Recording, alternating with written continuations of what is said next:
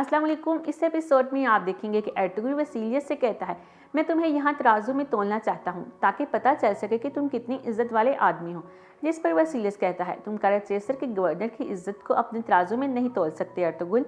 Ertugrul कहता है, तुम मुश्किल में फंसी एक औरत को अपने फ़ायदे के लिए इस्तेमाल करना चाहते थे और हमारी रियासत के अमीर के साथ खेल खेलना चाहते थे। मुझे लगता है तुम्हारी इज्जत से पहले तुम्हारी अक्ल को तोलना चाहिए। वसीलियत कहता है, तुम्हें मेरी इज्जत और मेरी अक्ल दोनों का पता चल जाएगा अर्तुगरुल।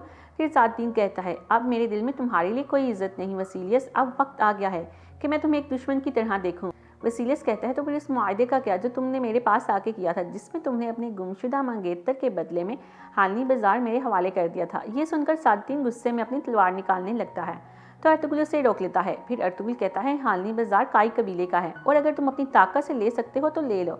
वसीलियत कहता है, मैं यहाँ अपना हक लेने आया हूँ और लेकर रहूँगा। अर्तुगरुल कहता है, मुझे लगता है तुम यहाँ मरने आए हो वसीलियत। ये सुनकर वसीलियत तलवार निकाल कर हमला कर देता है और लड़ाई शुरू हो जाती है। इस लड़ाई में वसीलियत और इसके कमांडर के अलावा तमाम सिपाही मारे जाते हैं, जबकि अर्तुगरुल वसीलियत को काबू करके तलवार उसकी गर्दन पर रख देता है। उधर आप देखेंगे कि बामसी बेहोशी की हालत में पड़ा था।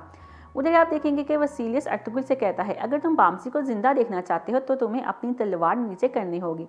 अर्तुगरुल ये सुनकर सख्त गुस्से में आ जाता है। फिर वसीलियत कहता है, क्या तुम मुझे इतना बेवकूफ़ समझते हो कि मैं तुम्हारे जाल के बारे में अंदाज़ा ना लगा सकूं? फिर वह मंजर सामने आता है जब वसीलियत तियो को जेल से निकाल कर बाहर लाया था और कह रहा था कि अमीर सादीन अर्तुगरुल के साथ मिलकर कोई जाल बिछा सकता है, इसलिए मुझे बामसी की ज़रूरत है। वो मेरी नजात का जरिया है। तुम उसे लेकर लंबी वादी के पास मेरा इंतजार करना। उधर आप देखेंगे कि तियो बामसी को घोड़े पर लाद कर ले जा रहा था कि इतने में बामसी को होश आ जाता है और वो घोड़े से उतरकर हमला कर देता है, लेकिन कुछ ही देर में वो दोबारा उसे काबू कर लेते हैं। बामसी कहता है, तुम लोग मुझे जिंदा नहीं ले जा सकते, मुझे मार दो। तियो कहता है, इसकी टांगे भी बांध दो। फिर तियो इसके सर पर मुक्का मारता है जिससे बामसी बेहोश हो जाता है। उधर आप देखेंगे कि अर्तुगरुल वसीलियत से पूछता है कि बामसी कहाँ है। इतने में तुर्गुत और बाकी सिपाही भी वहाँ आ जाते हैं। वसीलियत कहता है, मैं जानता हूँ बामसी कहाँ है, मुझे और मेरे कमांडर को जाने दो और अपने सिपाही को बचा लो, वरना सूरज गरूब होने से पहले बामसी मारा